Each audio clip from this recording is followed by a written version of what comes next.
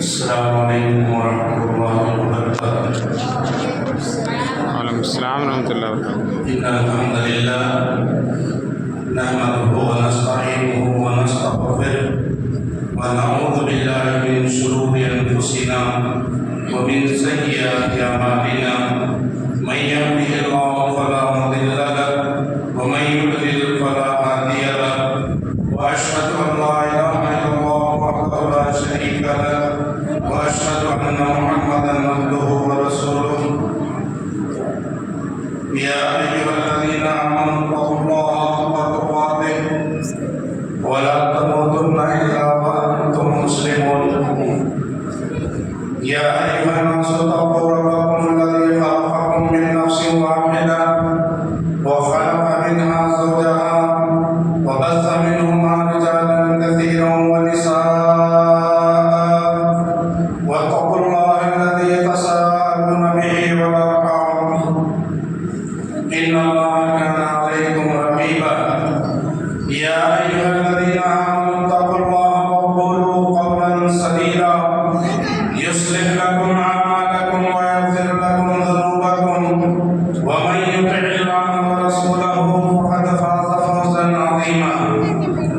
اما بعد فإن خير الحديث كتاب الله وخير الهدي هدي محمد صلى الله عليه وسلم وشر الأمور محدثاتها وكل محدثة بدعة وكل بدعة ضلالة وكل ضلالة في النار۔ أعوذ بالله السميع العليم من الشيطان الرجيم من همزه ونفخه ونفثه بسم الله الرحمن الرحيم۔ اقرأ باسم ربك الذي خلق خلق الإنسان من علق اقرأ وربك الأكرم الذي علم بالقلم علم الإنسان ما لم يعلم۔ رب اشرح لي صدري ويسر لي أمري واحلل عقدة من لساني يفقهوا قولي سبحانك لا علم لنا إلا ما علمتنا إنك أنت العليم الحكيم۔ تمام قسم کی تعریفات، بڑائی، کبریائی، حمد و ستائش اس اللہ مالک الملک کے لیے لائق اور زیبا ہے، جس نے جنات اور انسان کو محض اپنی بندگی اور اپنی عبادت کے لیے پیدا فرمایا۔ چنانچہ ارشاد ہوا وما خلقت الجن والانس الا لیعبدون، کہ ہم نے جنات اور انسان کو محض اپنی بندگی اور اپنی عبادت کے لیے پیدا فرمایا ہے۔ حمد و ثنا کے بعد عرب انگنت اور بے شمار درود و سلام ہو اس ہستی اقدس و مقدس پر جن کا نام نامی اسم گرامی محمد اکرم صلی اللہ علیہ وسلم ہے۔ وہ ذات مبارکہ مقدسہ مطہرہ رب کائنات نے جنہیں رحمت کائنات بنا کر مبعوث کیا اور جن کے ذریعے سے اہل کائنات کی ہدایت اور رہنمائی کا بندوبست فرمایا۔ سامعین کرام، عزیزان گرامی، محترم بھائیوں، بزرگ دوستوں، پیارے بچوں اور پردہ نشین اسلامی ماں بہنوں، جیسا کہ بتلایا گیا میرے عنوان علم کی اہمیت اور فضیلت، تو اس عنوان کے تحت انشاءاللہ چند باتیں آپ حضرات کے سامنے گوش گزار کرنے کی کوشش کروں گا۔ اللہ سے دعا ہے اللہ مجھے حق بات کہنے اور ہم سب کو اس پر عمل کرنے کی توفیق عطا فرمائے، آمین یا رب العالمین۔ سورہ علق کی جو پہلی 5 آیتیں ہیں اس کی میں نے آپ حضرات کے سامنے تلاوت کی خطبہ مسنونہ کے بعد، جس میں اللہ تبارک و تعالیٰ فرمائے پڑھیے اپنے رب کے نام سے جس نے پیدا کیا۔ یہ پہلی وحی ہے جو اللہ کے رسول صلی اللہ علیہ وسلم پر نازل ہوئی۔ حضرت جبرائیل علیہ السلام ان 5 آیتوں کو لے کر آئے اور اللہ کے نبی صلی اللہ علیہ وسلم سے کہا کہ پڑھیے، تو اللہ کے نبی صلی اللہ علیہ وسلم نے کہا کہ میں پڑھا لکھا نہیں ہوں، میں نہیں پڑھ سکتا۔ 3 مرتبہ بولنے کے بعد میں حضرت جبرائیل علیہ السلام نے کہا اقرا بسم ربک الذی خلق، آپ پڑھیے اپنے رب کے نام سے جس نے پیدا کیا، جس نے ساری کائنات کو پیدا کیا، جس نے ساری مخلوق کو پیدا کیا، اس اللہ رب العالمین کے نام سے، اس رب کے نام سے پڑھیے جس نے انسان کو خون کے لوتھڑے سے پیدا کیا۔ انسان جو اس زمین کے اوپر اکڑتا ہے اپنے آپ کے اندر غرور پیدا کر کے یہ سمجھتا ہے کہ میں بڑا اشرف المخلوق ہوں، میں بڑا سمجھدار عقل مند ہوں اور عزت والا ہوں، لیکن اگر ہماری پیدائش، ہماری خلقت کو اگر دیکھا جائے گا تو ہماری خلقت اللہ تبارک و تعالیٰ نے ایک گندے خطرے سے پیدا کی، اور اس گندے خطرے سے پیدا ہو کر کے آج انسان اگرتا ہے۔ یہ اور بات ہے اللہ تبارک و تعالیٰ نے انسان کو اشرف المخلوق بنایا، سارے مخلوق کے اندر شرف بخشا انسان کو، لیکن وہ شرف اسی کو ملے گا جو اللہ اور اللہ کے رسول کی تعلیمات کو اپنی زندگی میں لائے گا، تو وہ اشرف المخلوقات کہلائے گا، ورنہ پھر انسان جانور سے بدتر ہو جائے گا۔ اب اس کے بعد فرمایا اقرا وربک الاکرم، آپ پڑھیے، آپ کا رب بڑا کرم والا ہے۔ اور پھر اس کے بعد فرمایا الذی علم بالقلم، جس نے قلم کے ذریعے علم سکھایا۔ علم الانسان ما لم یعلم، انسان کو اللہ تبارک و تعالیٰ نے وہ سکھایا جو وہ نہیں جانتا تھا۔ یہ آیت اللہ تبارک و تعالیٰ قرآن کے اندر سب سے پہلے نازل کیا، تو غور فرمائیے ان 5 آیتوں میں اقرا کا لفظ 2 مرتبہ آیا، 5 آیتوں میں 2 مرتبہ پڑھنے کا ذکر آیا، اور قلم کا ذکر بھی آیا جس سے علم کو لکھا جاتا ہے، علم کو لکھا جاتا ہے، اور تعلیم کا ذکر بھی عربی زبان کے 2 ابواب سے 2 مرتبہ ہے۔ تو کیا ان آیتوں سے جس کے اندر اللہ تبارک و تعالیٰ نے علم کا ذکر کیا، پڑھنے کا، یعنی انسان کو، انسان کی ہدایت کے لیے جو کلام مجید کو اللہ تبارک و تعالیٰ نے نازل فرمایا، اس میں سب سے اہمیت اس بات کی ہے کہ آدمی علم حاصل کرے۔ تو ان آیتوں سے آپ ان پہ غور کریں گے تو ہمیں علم کی اہمیت کا پتہ چلے گا۔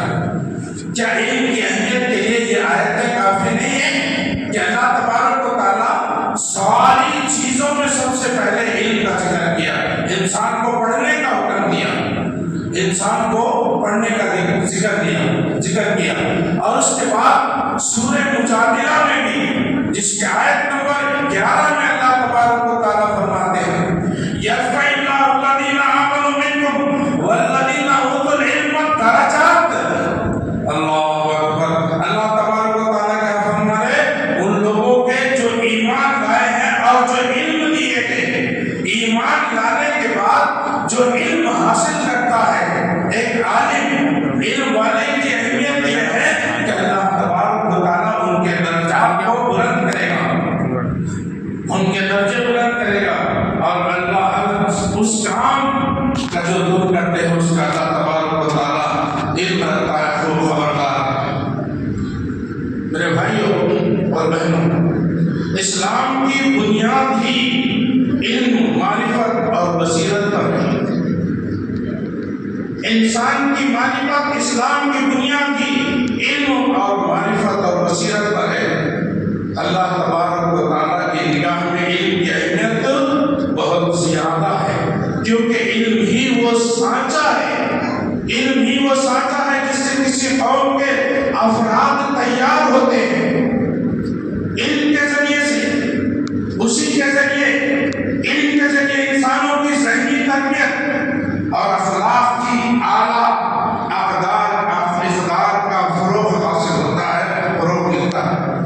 علم کی اہمیت کا ثبوت یہی ہے کہ اللہ تبارک و تعالیٰ نے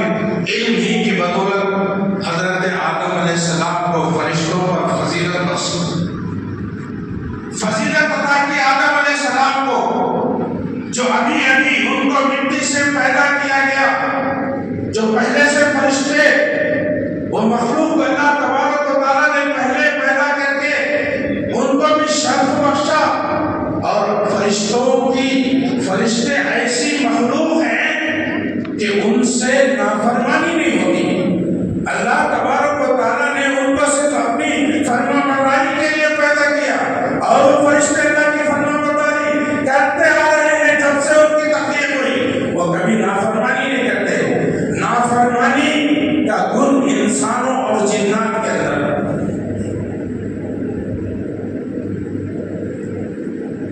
اسی لیے اللہ تبارک و تعالیٰ نے کل قیامت کے دن حساب کتاب جنات اور انسان سے لے گا، فرشتوں سے حساب نہیں ہوگا، کیونکہ وہ نافرمان نے صرف فرما پڑ رہا ہے۔ ملائکہ پر جو ہے فضیلت عطا کی، اور ملائکہ کو آدم علیہ السلام کے سامنے سجدہ کرنے کا حکم دیا۔ اللہ اکبر، اللہ اکبر۔ یہ علم ہی تو ہے جس کی بدولت، جس کی فضیلت یہ ہے کہ حضرت انسان کے سامنے فرشتوں کو اللہ تبارک و تعالیٰ نے سجدے کا حکم دیا۔ اسلام میں جس طرح اللہ تعالیٰ نے علم کو عزت بخشی ہے، اسی طرح حصول علم میں علم حاصل کرنے والی جو چیزیں ہیں ان کو بھی اللہ تبارک و تعالیٰ نے عزت بخشی۔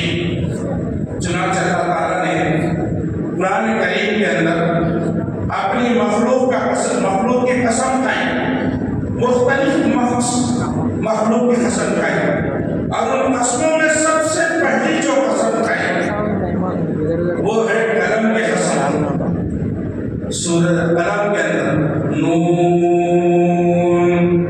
والقلم وما یسطرون، قسم ہے قلم کی۔ اللہ نے پہلے سب سے پہلے جو قسم کھائی وہ قلم کی قسم، اور سب سے پہلے جو پیدا کیا قلم کو پیدا کیا، اور حکم جس کو دیا قلم کو حکم دیا کہ لکھ، تو وہ لکھنا شروع کر دیا۔ بولے کیا لکھنا ہے؟ ساری مخلوق کے جو ہے، ساری انسانوں کے، جنات کے، سب کے جو ہے معاملات کو لکھو کہ ان کی زندگی کے اندر ان کا معاملہ، ان کی زندگی کیسے گزری، ساری چیزیں لکھ دی گئی۔ قلم کو حکم دیا، قلم لکھنا شروع کر دیا۔ اب اس آیت کریمہ کے اندر بھی دیکھیے، قلم کے ساتھ ساتھ قلم کے ذریعے لکھے جانے والی چیزوں کا بھی ذکر کیا گیا۔ قلم کی قسم، اور جو کچھ لکھتے ہیں قلم کے ذریعے، جو کچھ لکھتے ہیں اللہ نے اس کی بھی قسم کھائی۔ قرآن میں اللہ تبارک و تعالیٰ نے سورج کی بھی قسم کھائی، چاند کی بھی قسم کھائی، ستاروں کی بھی قسم کھائی، کائنات کے اندر موجود مختلف چیزوں کی، بڑی بڑی چیزوں کی، عظیم چیزوں کی قسم کھائی۔ سورج بڑا عظیم مخلوق ہے، چاند عظیم مخلوق ہے، ستارے عظیم مخلوق ہے۔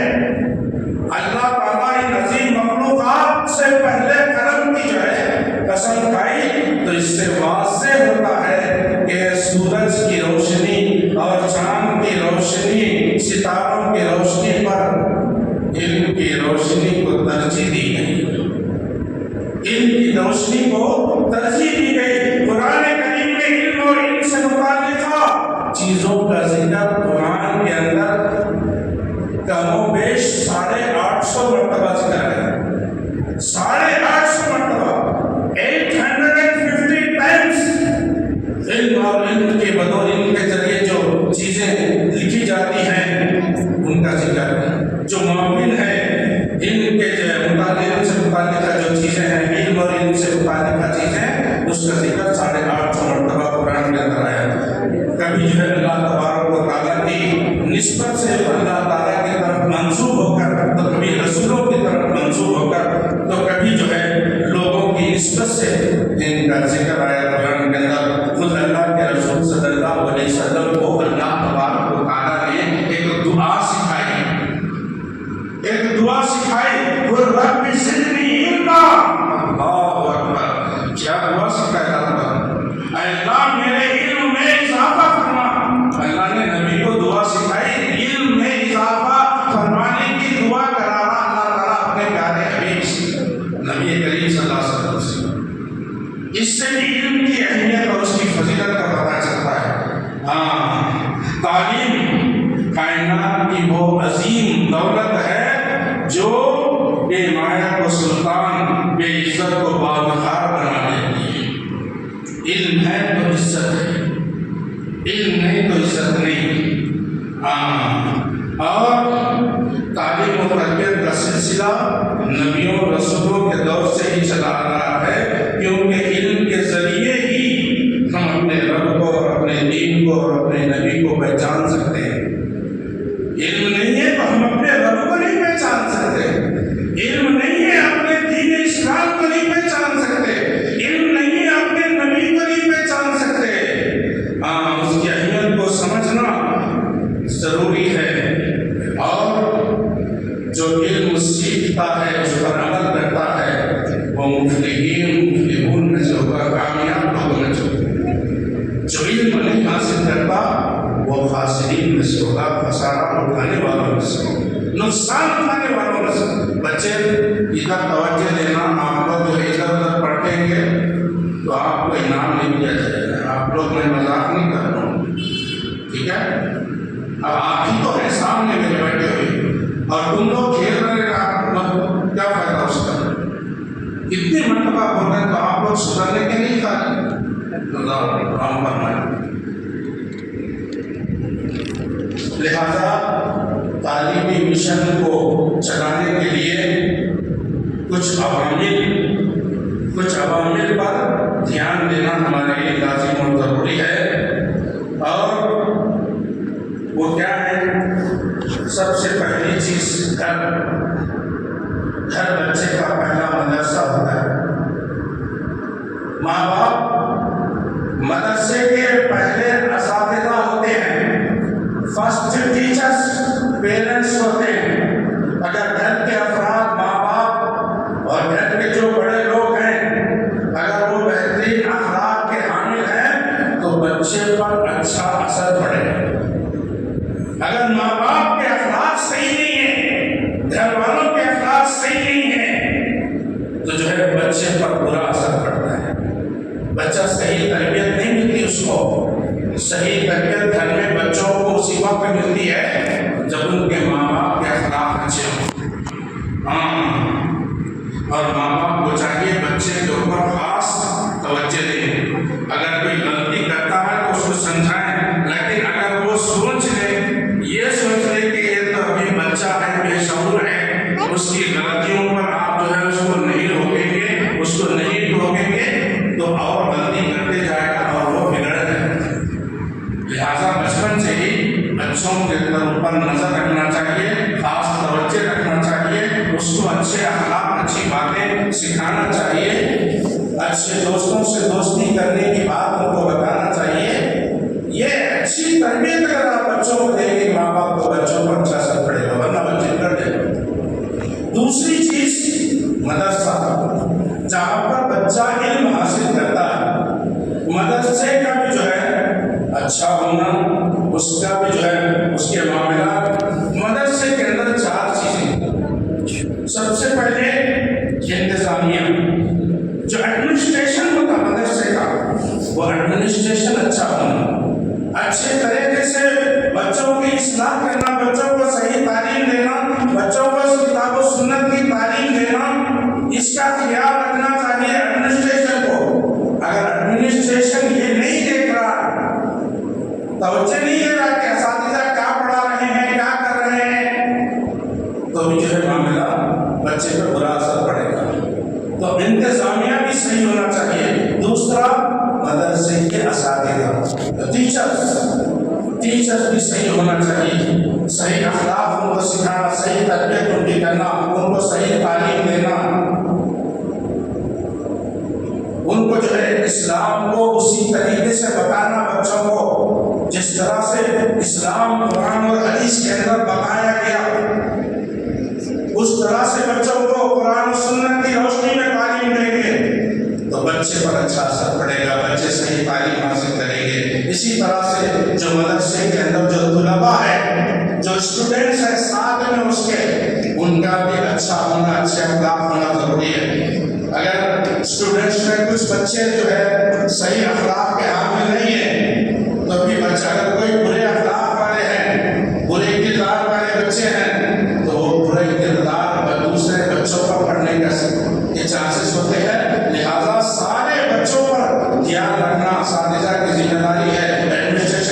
داری ہے وہ اچھی طرح سے خیال رکھیں گے. غلط بچوں کو جو ہے ان کو نصیحت کریں گے, ان کو صحیح جو ہے ان کو ٹریٹ کریں گے تو دوسرے بچے بھی محفوظ رہیں گے, وہ بھی محفوظ ہو جائیں گے. اگر 10 بچوں میں 2 بچے خراب ہیں, وہ 2 بچوں کے وجہ سے جو ہے دوسرے 8 بچوں کے اندر بگاڑ پیدا ہونے کا اندیشہ ہے, تو وہ دونوں کے اوپر محنت کر کے ان کو صحیح کریں گے, ورنہ وہ 8 کو بگاڑ دے گا اس طرح.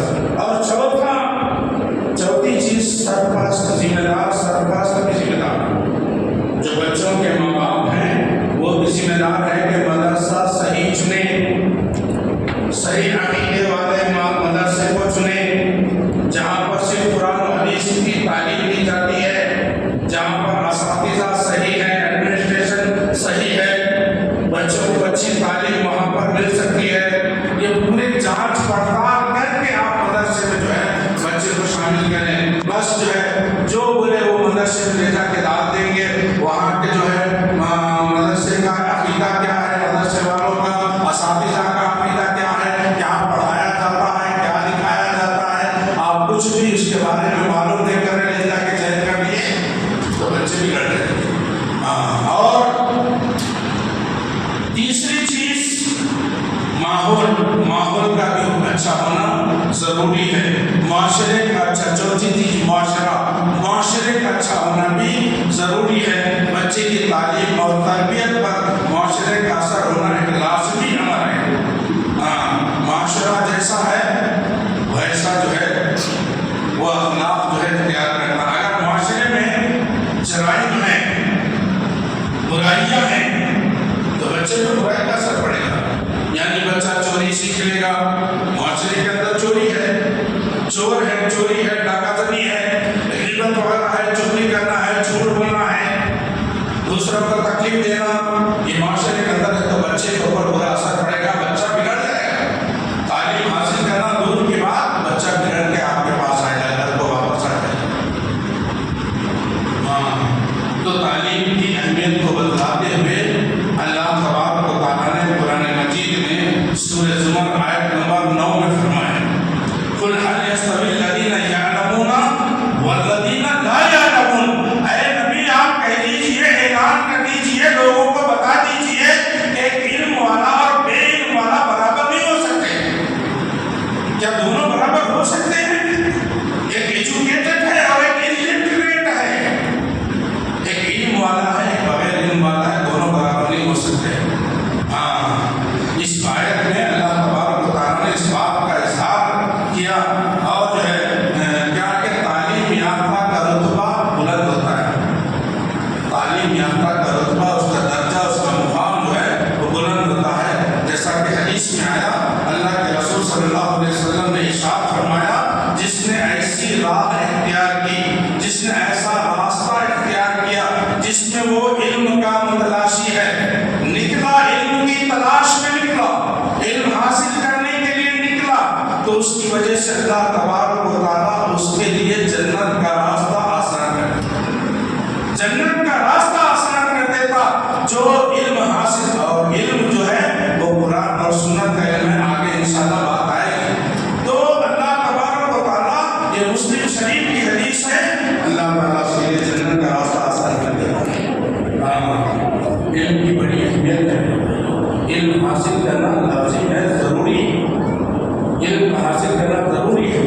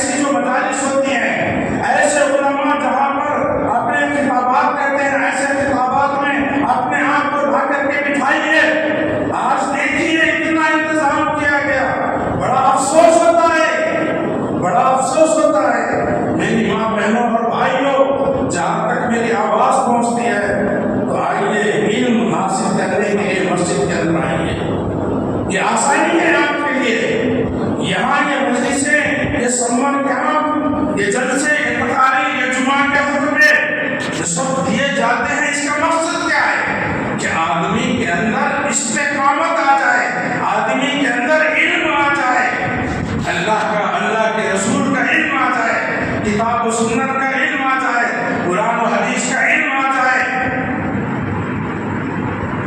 جو علماء کون ہیں؟ یہ انبیاء کے وارث ہیں اور دین کو پہنچا رہے ہیں۔ وارث مطلب باپ مر گیا، اس کی جائیداد بچے بانٹ لیتے ہیں، بچوں میں تقسیم، وراثت تقسیم ہوتی ہے، مال و دولت کی وراثت۔ لیکن علماء درہم و دینار نہیں چھوڑ کے گئے، صرف علم ہی چھوڑ کے گئے، اس کے وارث یہ علماء ہیں۔ آپ علماء کی عزت کیجیے، علماء کا احترام کیجیے، علماء کی صحبت کو اختیار کیجیے، علماء سے علم حاصل کیجیے۔ علماء بیان کرنے جہاں پر بھی جاتے ہیں وہاں پر اپنے آپ کو لائیے، بٹھائیے، ان کا بیان غور سے سنیے اور علم حاصل کریے۔ یہ علماء ایسے نہیں کہ آئے کچھ بھی بول دیے چلے گئے، ہر عنوان پر آپ کو بیانات دیتے ہیں، بیان کرتے ہیں، ہر عنوان پر، ہر ٹاپک پر جو ہے آپ کو بیانات سناتے ہیں، اس سے بھی آپ علم حاصل کر سکتے ہیں۔ یہ علماء کی مجلس میں شرکت کرنا، وعظ و نصیحت کے بزم میں اپنے آپ کو جانا اور جو ہے مطالعہ بھی کرنا، کتابوں کا مطالعہ کر رہے ہیں، اس کے ذریعے سے بھی آپ علم حاصل کر سکتے، انٹرنیٹ کے ذریعے سے علم حاصل کر سکتے۔ آج علم حاصل کرنے کے بے حد وسائل ہیں، بہت سے وسائل ہیں آج علم حاصل کرنے کے، علم حاصل کرنے کے بہت سے وسائل ہیں۔ آپ گھر بیٹھے انٹرنیٹ کھولیے، اس میں آپ علم حاصل کریں، قرآن و حدیث کا علم آپ کو وہاں پر بھی ملے گا۔ علم حاصل کرنے کے لیے آپ کوئی بہانہ نہیں بنا سکتے کہ ہم کہاں جائیں، کون ہمیں سکھاتا، کون سناتا، نہیں۔ آپ مجلسوں میں آئیے، جمعہ کے خطبوں میں خطبہ شروع ہونے سے پہلے اپنے آپ کو مسجد میں لائیے اور جو ہے بیٹھ کر کے خطبہ سن کر کے علم حاصل کر سکتے ہیں۔ جب انسان کی زندگی میں یہ چیزیں آ جائیں گی تو خود بخود اللہ تبارک و تعالیٰ کی طرف سے جنت کے راستے آسان ہوتے چلے جائیں گے۔ جنت کے راستے آسان ہونے کا مطلب یہ ہے کہ انسان جس علم کو حاصل کر رہا ہے اس سے اللہ کی رضا حاصل کرنا، دکھاوے کے لیے، پیسے کمانے کے لیے یہ نیت نہ ہو، اخلاص کے ساتھ علم حاصل کرے اور لوگوں کو علم پہنچائے۔ اللہ کی رضا اصل مقصد ہونا چاہیے، اللہ کو راضی کرنے کے لیے، تو یہ علم اس کی ہدایت کا راستہ، ہدایت کا ذریعہ بنے گا اور جنت میں داخل ہونے کا باعث بن جاتا ہے۔ کیا اس کا مطلب یہ ہے کہ اس علم کے نتیجے میں قیامت کے دن اللہ تبارک و تعالیٰ اس کو جنت میں آسانی کے ساتھ داخل کر دے گا؟ یعنی جو ہولناکیاں، قیامت کے جو ہولناکیاں ہوں گی ان سے وہ محفوظ رہے گا، علم والا، علم حاصل کر کے عمل کرنے والا۔ ورنہ قیامت کی بڑی ہولناکیاں پل صراط پر سے اللہ تبارک و تعالیٰ آسانی کے ساتھ پار کرا دے گا، حساب و کتاب میں آسانی ہوگی، مشکلات پیدا نہیں ہوں گی، اور ان کاموں کی آسانی کے بعد جنت میں داخلہ کر دیا جائے گا ایک عالم کی جو عمل کے ساتھ اللہ کے پاس جاتا ہے۔ حدیث میں ہے، اللہ کے رسول صلی اللہ علیہ وسلم نے فرمایا بلا شبہ علم کی اہمیت ہے اور اس کی فضیلت سے کسی کو انکار نہیں، لیکن یہاں اس علم کے نفع بخش ہونے اور جس سے جنت کا راستہ آسان ہونے کی جو بات میں آپ کو بتا رہا ہوں وہ کون سا علم؟ علم بولے تو ہم سب یہ سمجھتے ہیں کہ اسکول میں جا کر کے علم حاصل کرنا، کالج میں جا کر کے علم حاصل کرنا، یونیورسٹی میں جا کر کے علم حاصل کرنا، انجینئر بن جانا، ڈاکٹر بن جانا، پروفیسر بن جانا، بزنس ایڈمنسٹریشن سیکھ لینا۔ علماء بتاتے ہیں کہ اس کو علم نہیں کہا گیا بلکہ یہ فن ہے، فن۔ اب انجینئر بنیں گے، فن آپ کو آیا، آرٹ، یہ آرٹ ہے۔ ڈاکٹر بنیں گے، ایک آرٹ ہے۔ پروفیسر بنیں گے، ایک آرٹ ہے۔ آپ جو بھی دنیا کا علم حاصل کرتے اس کو علماء نے کوئی علم نہیں کہا، وہ فن ہے، اور فن سے اللہ کا قرب حاصل نہیں۔ اللہ کا قرب حاصل ہوتا ہے تو علم کے ذریعے سے، اور وہ علم کیا ہے؟ قرآن اور حدیث، یہ دو چیزوں کا علم، اس کو علم کہا گیا۔ اور اللہ کے رسول صلی اللہ علیہ وسلم نے فرمایا علم کے تعلق سے کہ آغوش مادر سے خبر میں جانے تک علم حاصل کرو۔ علم سمندر، دو باتیں سیکھ لیے فتویٰ دینے نکلنا نہیں۔ ماں کے پیٹ میں، ماں کے گود میں جب ہے اس وقت سے لے کر کے خبر میں جانے تک علم حاصل کرتے رہو۔ آپ پوری زندگی علم حاصل کرتے رہیں گے، پورا علم آپ کو نہیں آئے گا۔ یہ علم اتنا علم ہے، علم سمندر۔ مرض الموت میں اللہ کے رسول صلی اللہ علیہ وسلم نے طالب علم کے لیے حضرت ابو ہریرہ رضی اللہ تعالیٰ عنہ سے مخاطب ہو کر کے فرمایا تھا، اے ابو ہریرہ، میرے بعد تمہارے پاس لوگ علم حاصل کرنے کے لیے آئیں گے تو تم انہیں ویلکم کرنا، خوش آمدید کہنا، خوش آمدید کہنا، انہیں دعائیں دینا اور انہیں دینی تعلیم اچھی طرح سے دینا۔ اور ایک موقع پر اللہ کے نبی صلی اللہ علیہ وسلم نے فرمایا بہترین صدقہ جو ہے وہ یہ ہے کہ ایک مسلمان تعلیم سیکھ کر کے دوسروں کو وہ تعلیم سکھائے، وہ علم سکھائے، یہ بہترین صدقہ۔ ایک حدیث میں ہے ابو درداء رضی اللہ تعالیٰ عنہ، انہوں نے اللہ کے رسول صلی اللہ علیہ وسلم سے یہ سنا کہ جو بندہ علم کی تلاش میں نکلتا ہے فرشتے اس کے لیے اپنے پر بچھا دیتے ہیں۔ اللہ اکبر، اللہ اکبر۔ علم کی فضیلت کو دیکھیے، جو علم حاصل کرنے کے لیے نکلتے ہیں، علم حاصل کرنے کا مطلب یہ نہیں کہ آپ جو ہے مدرسے میں جا کر کے داخلہ لیں، یہاں پر بھی آپ جو آئے، یہ 6 دن سے جو کلاسز جو چل رہے ہیں، جو سفر کیمپ چل رہا ہے، یہاں پر بھی آپ بچے لوگ آپ جو ہے علم حاصل کرنے کے لیے آئے ہیں تو فرشتے تمہارے لیے پر بچھا دیں۔ فرشتوں کے پروں پہ چل کر آنا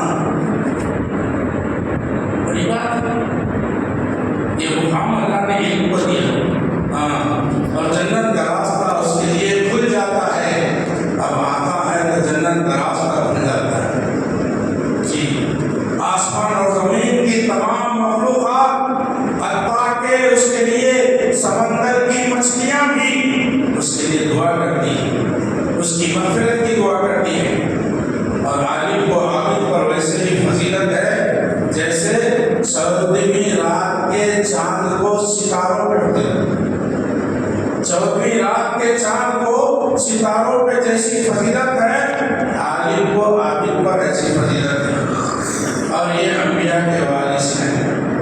جس نے علم حاصل کر لیا وہ بڑی دولت کا مالک بن گیا، بڑی دولت کا مالک۔ کسی شاعر نے تو کہا علم وہ دولت ہے جو لٹتی نہیں، علم وہ دولت ہے جو لٹتی نہیں، خرچ کرنے سے کبھی گھٹتی نہیں۔ مال و دولت جو ہے وہ خرچ کرنے سے گھٹتا ہے، لیکن علم خرچ کرنے سے بڑھتا ہے، گھٹتا نہیں، بڑھتا۔ علم حاصل کرے، آپ علم حاصل کر کے اپنے پاس اس کو محدود نہ کر لیں بلکہ لوگوں تک پہنچائے۔ بلغوا عنی ولو آیہ، ایک آیت بھی، ایک حدیث بھی معلوم نہیں، لوگوں کو پہنچائے۔ آپ کی ذمہ داری ختم ہو جائے، اس کو اپنے پاس ہی رکھ کر کے بس اس پر میں ہی عمل کروں گا، دوسروں کو نہیں بتاؤں گا، ایسی بات نہیں ہونی چاہیے۔ اور آج بھی اپنے انقلاب کے انگنت مراحل پار کرنے کے بعد اس سرمایہ علم سے چیزوں کے نام، علامات، وجہ صفات تک محدود ہے۔ اشیاء کے حقوق سے وہ پہلے بھی بے خبر تھا، اور آدمی فرشتے تو اس سے محروم ہی رہے، کیونکہ یہ علم خلافت عرضی کی ذمہ داریاں ادا کرنے کے لیے دیا گیا۔ اسلام کا اولین اعلان محض علم کی ضروری اور برتری کا اعلان کیا۔ سب سے پہلے اللہ نے پڑھنے کا حکم دیا، اس کی بھی فضیلت ہے اس سے۔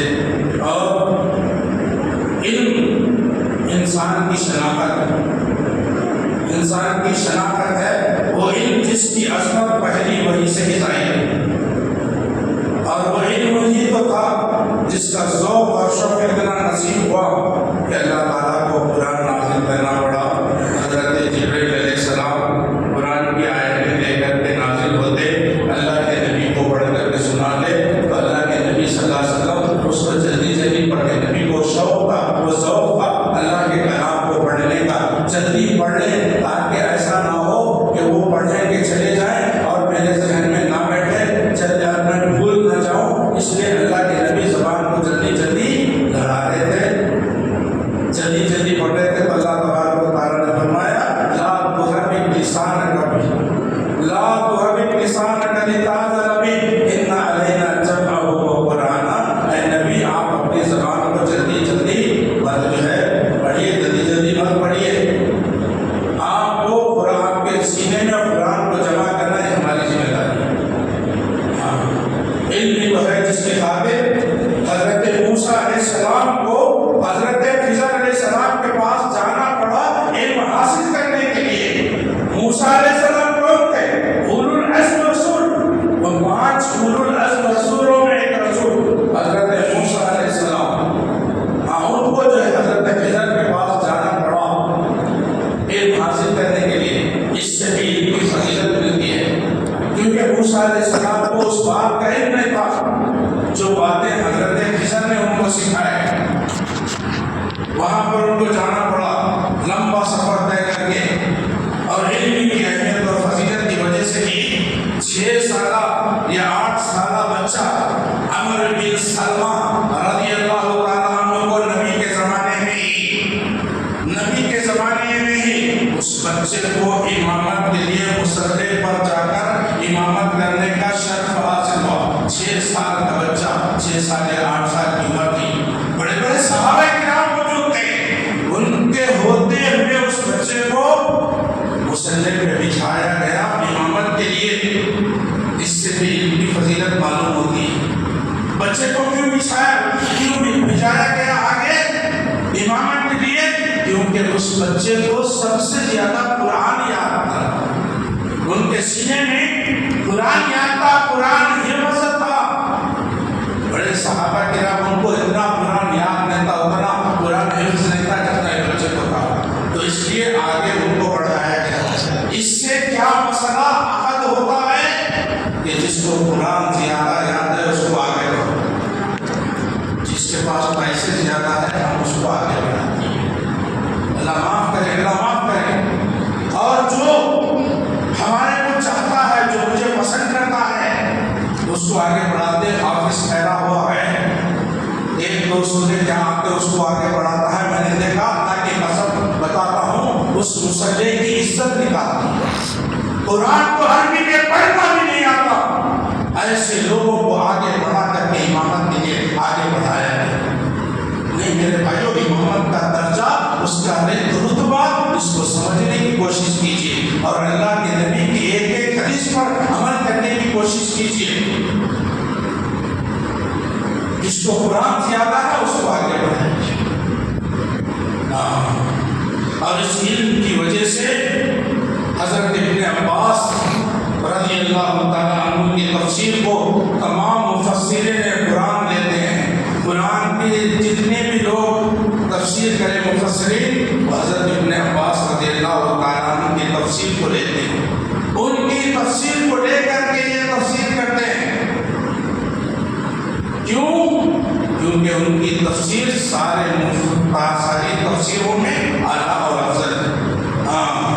اور جن کے بارے میں اللہ کے رسول صلی اللہ علیہ وسلم نے دعا کی تھی، اے اللہ اس کو دین کی سمجھ عطا فرما، اللہم فقہہ فی الدین، اس کو دین کی سمجھ عطا فرما۔ اللہ نے یہ دعا کی اور ایسی سمجھ ان کو آئی کہ عمر رضی اللہ تعالیٰ عنہ اپنی مجلس میں بڑے بڑے کبار صحابہ کرام کو بٹھاتے، وہاں پر اس بچے کو بھی بٹھاتے ابن عباس کو رضی اللہ تعالیٰ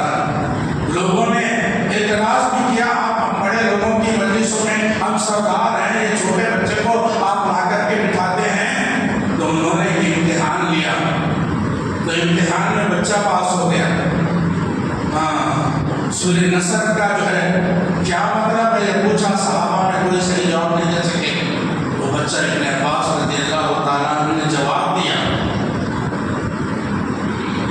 صحیح جواب کہ اللہ کے نبی صلی اللہ علیہ وسلم اس دنیا سے رخصت ہونے والے ہیں۔ اللہ اکبر۔ تو علم کی اہمیت ہے، علم کی بدولت، علم اگر کسی کے پاس ہے چھوٹا بڑا نہیں دیکھا جائے گا، جس کو زیادہ علم حاصل ہے اس کی اہمیت ہوگی، اس کو اہمیت دی جائے گی۔ اور اس علم کی بنیاد پر حضرت معاویہ بن ضریر